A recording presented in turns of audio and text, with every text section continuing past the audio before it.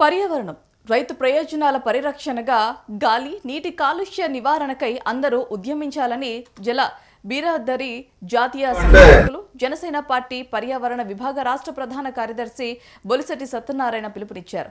విశాఖలో ఏర్పాటు చేసిన మీడియా సమావేశంలో బొలిశెట్టి మాట్లాడారు. రాజకీయ జీవితం కన్నా పర్యావరణం మీదే తాను ప్రధానంగా పనిచేస్తున్నానని తెలిపారు.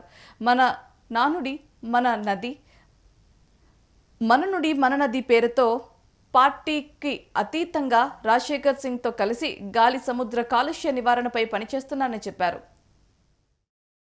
పండగకి గార్లు వడలు వేసుకున్నప్పుడు రాత్రి నానబడితే తెల్లార్జన పప్పు తల్లి చేస్తారు.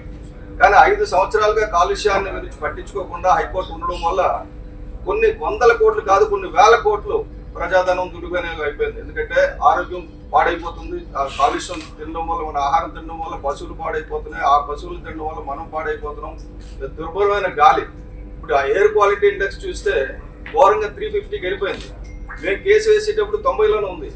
ఇప్పుడు 350కి వెళ్ళింది ఈ 5 ఏళ్ళలో. కారణం ఏంటంటే సముద్రం తాలూకా కార్బన్ అబ్జర్వ్ చేసుకునే కెపాసిటీ పూర్తిగా పోయింది సముద్రానికి.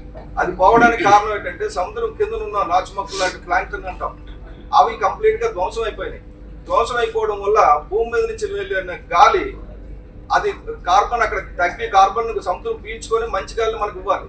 అది పీల్చుకునే శక్తి కోల్పోవడం వల్ల కలుషితమైన గాలి మళ్ళీ వెనక్కి వస్తుంది బీచ్ నుంచి కూడా. కాబట్టి ఇది ఒక ఇంపార్టెంట్. అలాగే ప్రతిరోజు కొన్ని మిలియన్ లీటర్లు ఫార్మా వ్యర్థాలు కానీ మన వ్యర్థాలు కానీ ఇవన్నీ కూడా సముద్రంలో కలుస్తున్నాయి. అంటే దీనికి ఏంటంటే మరైన్ అవుట్ఫాల్ అంటారు పేరు. ఒక పైపులు పెట్టి గొట్టాలు పెట్టి సముద్రంలో నీరు వదిలేదాన్ని మరైన్ అవుట్ఫాల్ అంటారు.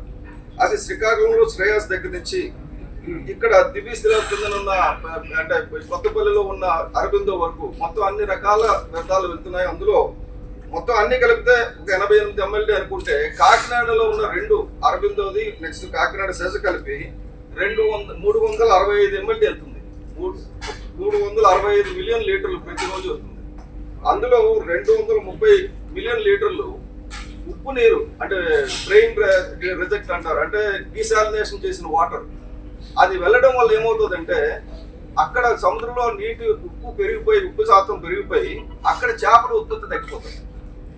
ఇది ఎక్కడ జరుగుతుందంటే కాకినాడలో జరుగుతుంది. ఒక పద్ధతి ప్రకారంగా, పథకం ప్రకారంగా ఏదో ఫారినర్స్ వచ్చి ఇక్కడ డిస్ట్రాయ్ చేస్తున్నట్టు మన మత్స్య సంపదను మనం నాశనం చేసుకుంటాం.